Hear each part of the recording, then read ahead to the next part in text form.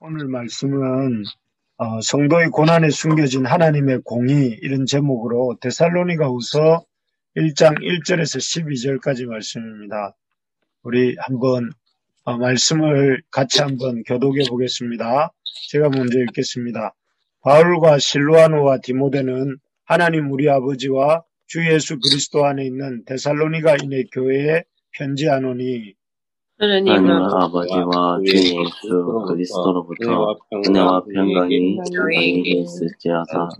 형제들아, 우리가 너희를 위하여 항상 하나님께 감사할지니 이것이 당연함은 너희의 믿음이 더욱 자라고 너희가 다 각기 서로 사랑함이 풍성함이니.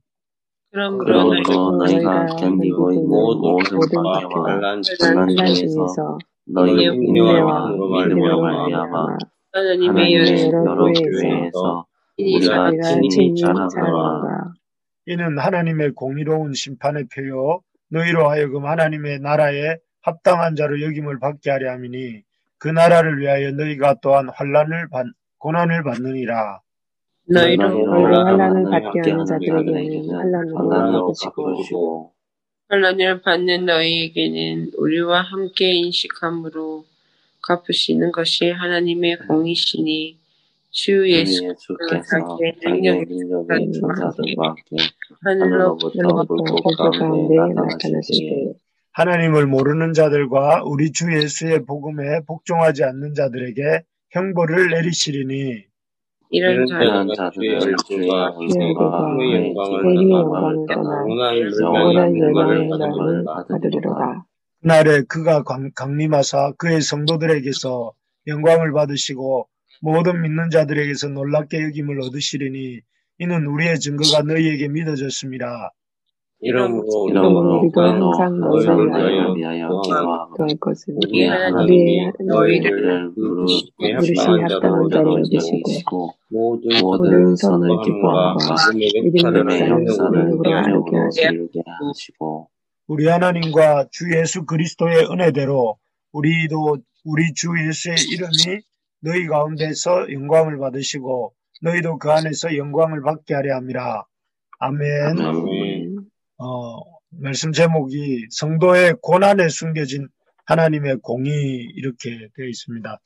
데살로니가 후서는 데살로니가 전서가 쓰여진 시기로부터 약 1년 후에 써졌다고 합니다. 1년이라는 시간이 지났지만 그 데살로니가 교회 성도들의 상황은 별로 바뀌지 않았던 것 같습니다. 그래서 본문에 보면 1장 4절 같은데 여전히 너희가 견디고 있는 모든 박해와 환난 중에서 너희 인내와 믿음으로 이렇게 표현하면서 여전히 박해와 환난 중에 그 교회가 있었던 것을 볼 수가 있고 실제로 그 바울이 데살로니가로부터 급하게 떠나올 수밖에 없었던 이유도 그런 환난과 박해 때문에 그랬던 것이죠.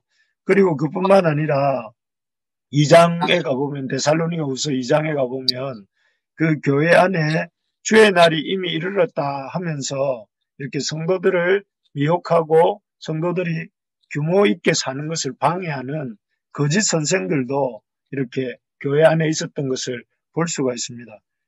그래서 밖으로는 외적인 핍박이 있었다면 내부적으로는 이런 교회를 어지럽게 하는 사람들이 이렇게 활개를 치고 있었던 그런 상황이었습니다.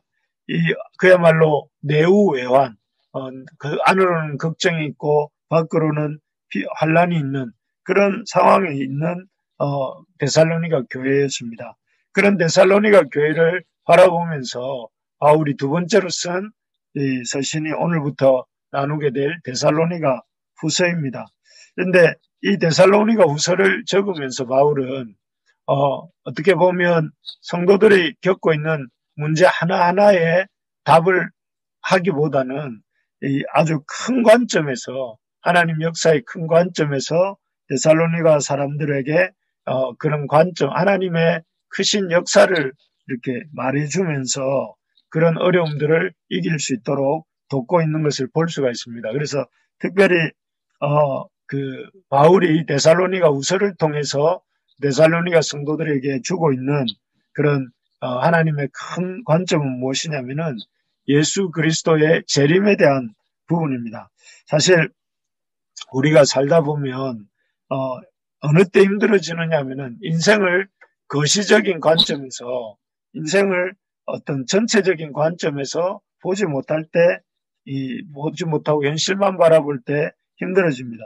예를 들면은 어린 학생들이 이렇게 학력고사, 요즘은 수능이라고 하는데 시험을 잘 못 치면 막 세상이 다 끝난 것처럼 생각하다가 또 아주 이렇게 해서는 안 될 선택들을 하는 경우가 있는데 그런 경우도 어떤가 하면은 인생을 큰 관점에서 보지 못하고 수능이나 학력고사나 딱 그런 한 가지 관점에서만 이렇게 인생을 보기 때문에 거기에서 실패하면 마치 모든 것을 실패할 것처럼 생각하게 되고 또 안 좋은 선택을 하게 되는 그런 이유가 되죠. 그럴 때 조금 길게 생각해 보면 인생 속에 큰 인생 속에서 그 순간 좀 시험을 잘 못 쳐도 사실은 또 다른 기회들이 올 수 있는데 그런 것들을 이렇게 보지 못할 때 어려워지지 않습니까?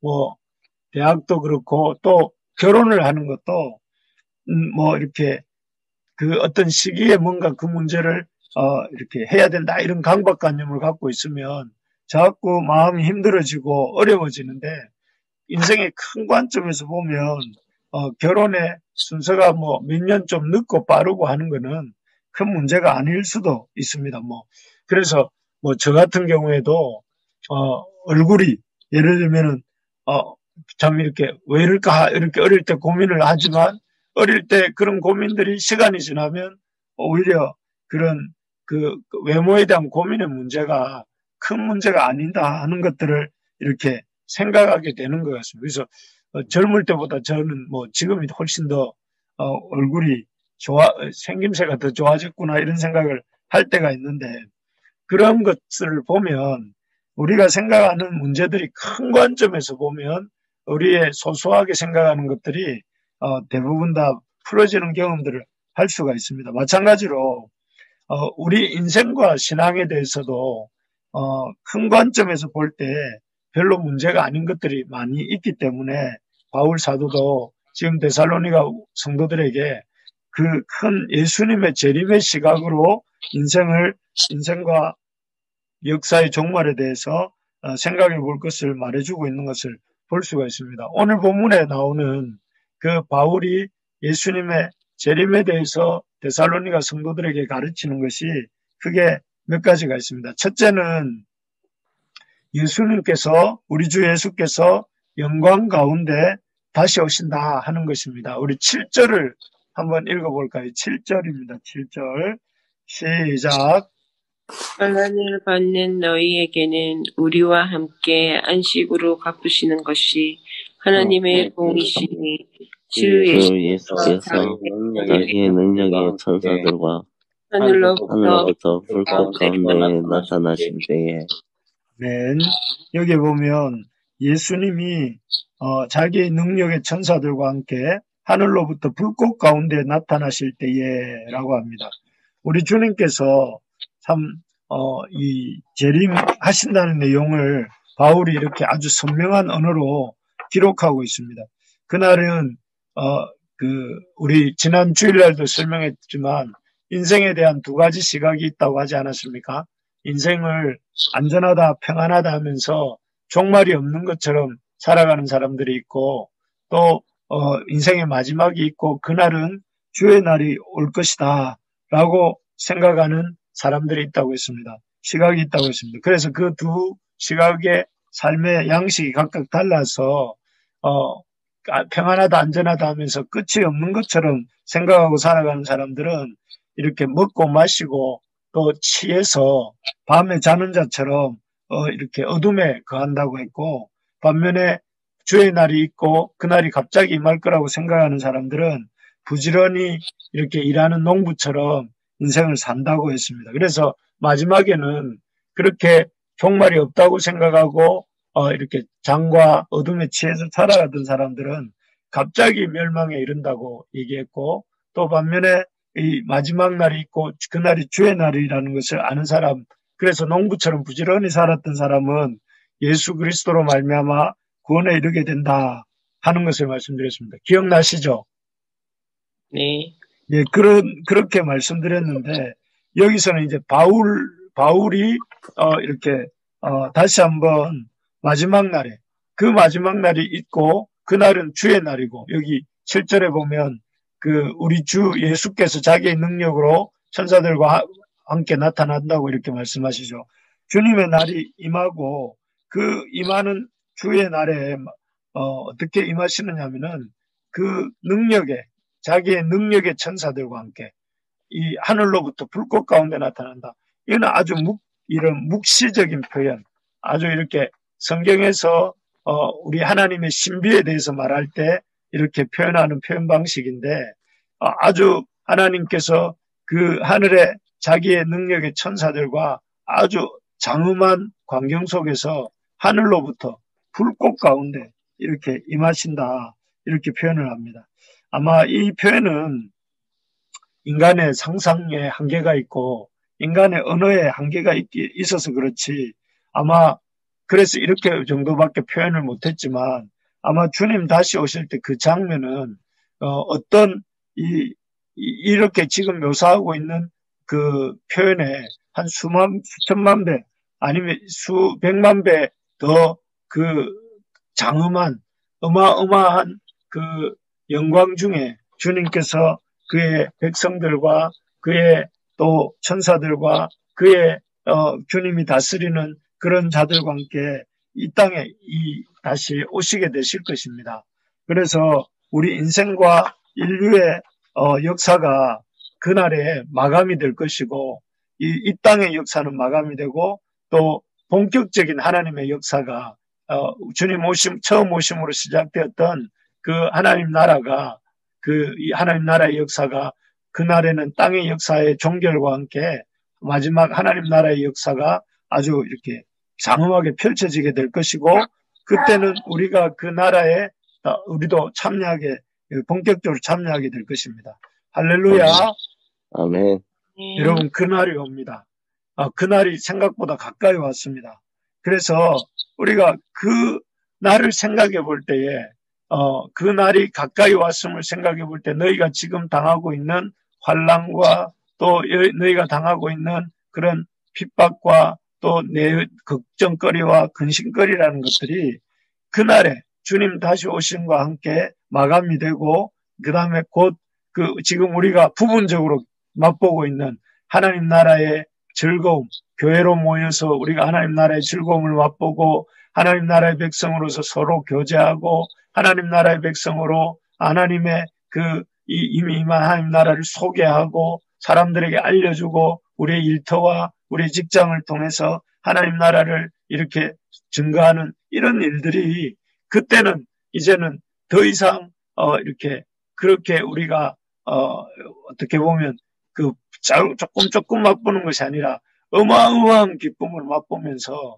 그 하나님의 백성으로서 하나님이 지으신 피조물로서 누리게 되는 그 주님의 영광 속에 주님과 친히 만나면서 주님의 백성들과 교제하면서 주님이 만드신 그 아름다운 모든 피조물들을 누리면서 또 그 사명을 감당하면서 살아가는 그 영광의 날에, 그 슬픔도 없고 그런 날에 우리가 들어간다 하는 것이죠.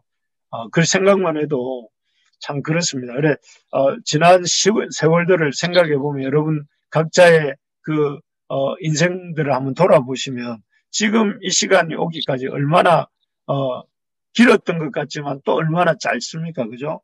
그런 것처럼 주님의 날이, 마지막 날이 임한다 하는 것이죠.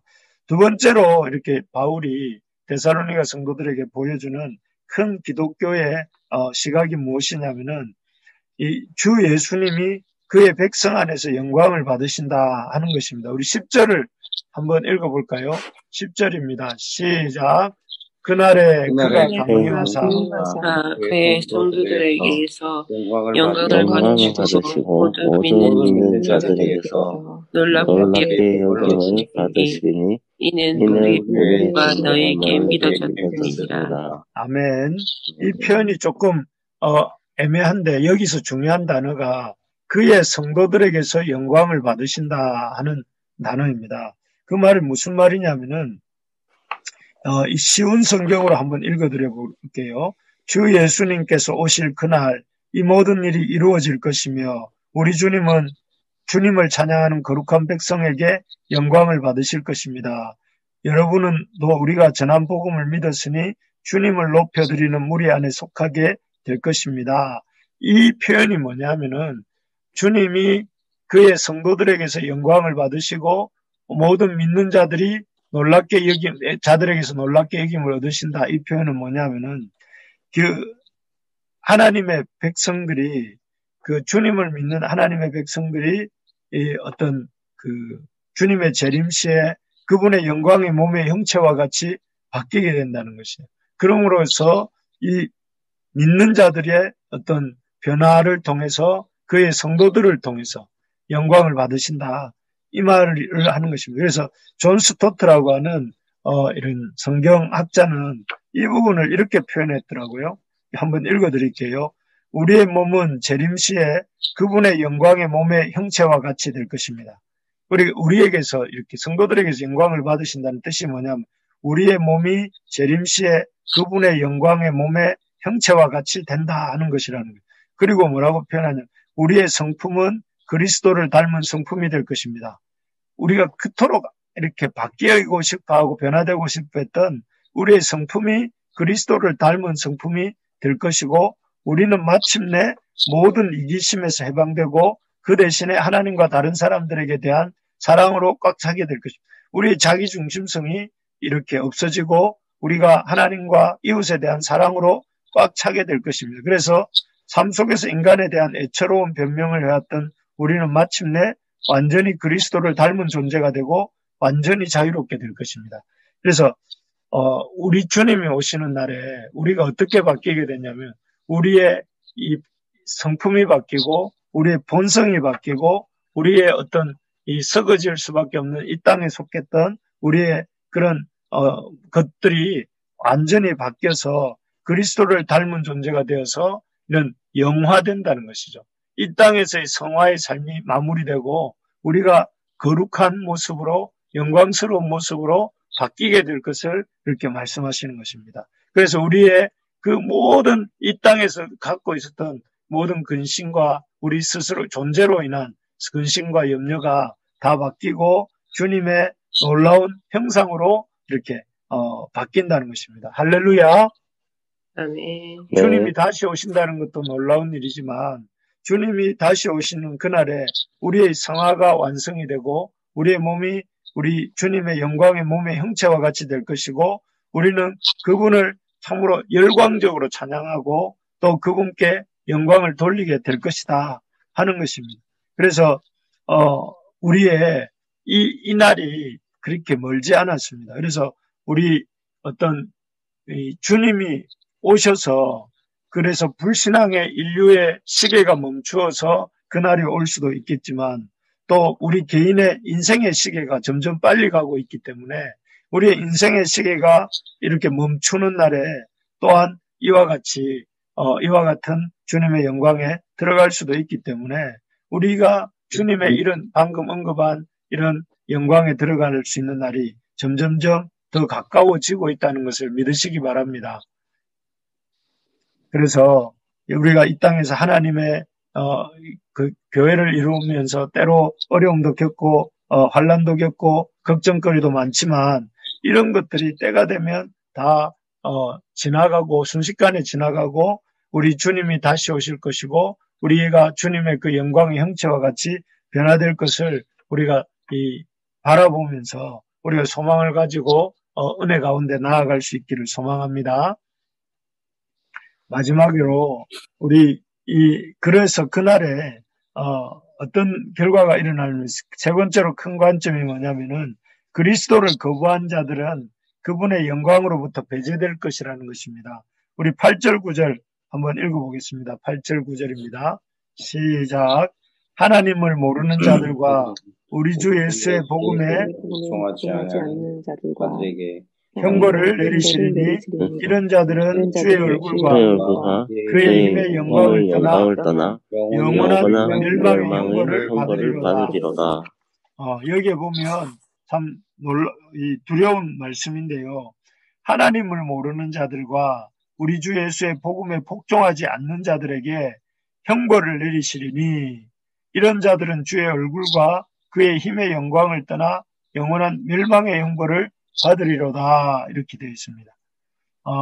그렇습니다. 이 참 형벌을 받는데 영원한 멸망의 형벌을 하나님을 알기 원하지 않던 자들, 하나님을 알고 싶어 하지 않던 자들, 하나님을 고의적으로 거부하던 사람들은 이 영원한 멸망의 형벌을 받게 된다 하는 것입니다. 이건 너무 당연한 결과죠. 왜냐하면 이 사람들은 이 땅에 사는 동안 어떻습니까? 그 자신이 하나님에 의해서 하나님의 이 영광을 위해서 하나님이 만드셨잖아요. 그런데도 불구하고 이 사람들이 끊임없이 그 주인 되신 하나님을 부정하고 하나님의 주권을 인정하지 않고 자기가 주인 되어서 자기가 자기 마음을 따라서 자기의 어떤 이 욕망을 따라서 자기 방식대로 살아왔잖아요. 그러니까 그 하나님이 주인 되신 그 하나님의 영광에 들어갈 수가 없는 거죠. 그 자기 선택의 결과로 결국은 하나님의 주인됨을 무시하고 자기 스스로 주인이 되면서 살았기 때문에 그 삶의 필연적 결말이 무엇이냐면은 하나님의 영광을 보지 못하고 영원한 멸망 가운데 이렇게 떨어지게 되는 것입니다. 그래서 결국은 그 빛나는 영광 가운데 이렇게 참여하지 못하고 밝고 환하고 또 그 기쁨이 넘치고 즐거움이 넘치는 그 하나님의 영광의 교제자에 들어가지 못하고 오히려 그들은 이렇게 슬프고 고통스러운 상황에 단절된 어둠과 이렇게 밖에 내어버림을 받게 된다는 것입니다. 저는 이런 경험을 살짝 해본 적이 있습니다. 언제냐면은 그 교회 개척을 하기 전 하려고 했던 그 전해에 그 머리가 아파서 이제 머리 MRI를 한번 찍으려고 그 MRI 통 속에 들어간 적이 있었는데 그때 들어갔을 때 참 이렇게 폐소 공포라고 해야 됩니까? 꽉 가슴이 쪼여오면서 막 이렇게 그 숨도 쉴 수가 없고 아주 이렇게 그 가슴이 터질 것 같은 그런 답답함을 느끼면서 아주 이렇게 너무너무 힘들었어요. 그래가지고 결국 제대로 그 사진을 못 찍고 이렇게 수면 주사를 맞고 이제 MRI 사진을 찍었었던 기억이 나는데 그때 참 이렇게 주님의 어떤 우리가 주님으로부터 단절되어 들어갈 세상이 어쩌면 이런 세상일 수도 있겠구나 이런 생각을 해본 적이 있었습니다. 그래서 이런 단절의 고통, 물론 뭐 그거는 일종의 병이죠. 폐소공포증은. 그렇지만 그걸 통해서 어떤 우리가 감당하기 어려운 고통의 시간들이 있을 수 있겠구나 이런 생각들을 해본 적이 있었는데 그런 고통 속으로 하나님을 거부하고 그리스도를 거부하고 했던 사람들이 그런 어떤 그분의 영광으로부터 배제되는 그 고통이 아마 이런 고통이 아닐까 그런 생각을 해봤습니다. 저는 다시는 그런 경험을 해보고 싶지 않고요. 또 내가 아는 어떤 사람도 내 가족도 내가 만나는 사람도 그런 고통을 경험하지 않기를 바랍니다. 그래서 그 어떤 사람도 주님께로부터 버려져서 주님의 영광으로부터 차단되어서 그런 단절의 공포를 누리면서 영원한 멸망 가운데 처하게 되지 않기를 간절히 소망합니다. 여러분들의 아는 모든 여러분을 아는 모든 사람들도 한 사람도 그 하나님의 영광을 떠나서 영원한 멸망의 형벌로 들어가지 않으시기를 주님의 이름으로 축복합니다. 아멘. 여러분들을 아는 모든 사람은 주님의 영광에 그 빛나는 영광 가운데로 들어갈 수 있도록 또 그런 통로로 여러분들이 쓰임받도록 그래서 그런 빛의 자녀로 살 수 있기를 주님의 이름으로 축복합니다. 아멘. 그래서 저는 우리가 이 땅에 사는 이유가 여기에 있다고 생각합니다. 우리를 통해서 한 사람도 영원한 멸망의 영불로 들어가지 않고 우리 주님의 그 놀라운 그 영광 가운데 또 하늘로부터 임하실 우리 주님의 그 불꽃 가운데 임하실 그 주님의 재림에 참여하는 모든 우리의 지인들이 되고 우리의 가족들이 되고 우리가 관계하는 모든 사람들이 되게 하는 그런 우리의 인생, 우리의 교회, 우리의 삶이 되기를 예수님의 이름으로 축복합니다. 그러기 위해서 우리가 교회 개척하고 있지 않습니까? 교회를 개척하는 이유가 어디에 있습니까? 주님의 영광을 우리 세상 사람들에게 알려주기 위해서 그렇습니다. 우리가 빛과 소금이 되어서 소금 창고에 머물지 않고 소금 창고 밖으로 나와서 우리도 이전에 한 번도 털을 내려보지 않았던 장소에 우리가 털을 내리면서 우리가 그곳에서 열심히 함께 예배드리고 함께 하나님의 팀을 이루어서 열심히 하나님의 복음을 전하는 이유가 어디에 있습니까? 그것은 주님의 빛의 영광의 부분을 이 교회를 통해서 드러내고 또 그 영광을 통해서 사람들이 하나님의 임재를 경험하고 치유를 경험하고 하나님께 돌아와서 젊은이들이 변화되고 또 이방인들이 변화되어서 바뀌는 역사를 이루고 이 바뀐 그들을 통해서 또 하나님의 빛의 영광이 또 전파되어지고 이를 통해서 하나님의 나라가 확장되어져 가고 하나님 나라에 들어오는 하나님의 백성들이 많이 생겨나도록 하는 그 일을 우리가 이렇게 이루기 위해서 우리가 이런 부르심의 교회라는 이름으로 우리가 함께 모여서 애를 쓰고 있는 것 아니겠습니까? 그렇게 될 줄로 믿습니다. 아멘. 마지막 날에 주님 앞에 서면 잘했다 착하고 충성된 종아 이렇게 저에게 여러분들에게 일일이 쓰다듬어 주시면서 또 격려해 주시고 상급 주실 줄로 믿습니다. 그런 소망을 가지고 우리가 이 한 주간 바라보기를 또 달려가기를 소망합니다. 그래서 바울 사도는 데살로니가 성도들에게 우리가 너무나 당연하게 또 이렇게 생각하다 보니까 이렇게 깊이 누리지 못하고 있는 세 가지. 그것은 첫째는 주님이 영광 가운데 다시 오신다. 그날이 곧 이렇게 임박했다는 것. 그리고 주님 다시 오실 때 우리는 주의 영광스러운 형체로 변화될 것이다. 우리 모든 인생들이 변화될 것이고 그리고 그날에는 하나님을 주님의 주님 되심을 거부한 사람들은 그의 영광으로부터 배제되어 영원한 멸망 가운데 들어간다 하는 사실을 생각해 보라고 하면서 이 데살로니가 성도들에게 힘을 낼 것을 말씀해 주고 있는 것입니다. 우리에게 우리도 이 큰 하나님의 마지막 다시 오심, 주님의 다시 오심을 생각함으로 힘을 얻는 오늘 하루가 되시고 또 그런 한 주간이 되셔서 우리의 모든 큰 문제들이 주님의 그 큰 역사 앞에서 해결될 것을 소망하며 이렇게 달려가는 오늘 하루 또 이번 한 주간 되기를 주님의 이름으로 축복합니다.